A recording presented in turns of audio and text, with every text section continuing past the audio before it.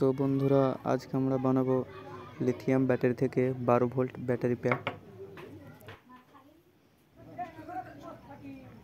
3টা ব্যাটারি থেকে বানাচ্ছি।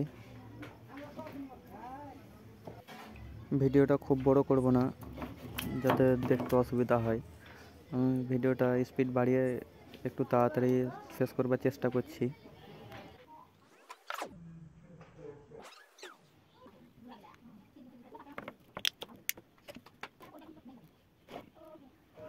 তো তোমরাও ব্যাটারিগুলোকে আঠা দিয়ে জয়েন করে নেবে, যাতে ভালো হয় কাজটা।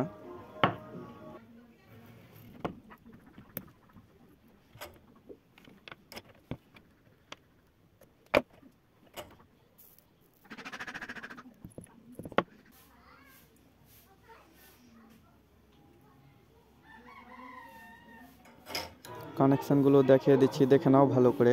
এইভাবেই করবে। এই ব্যাটারিগুলো সিরিজে কানেকশান হবে। হ্যাঁ,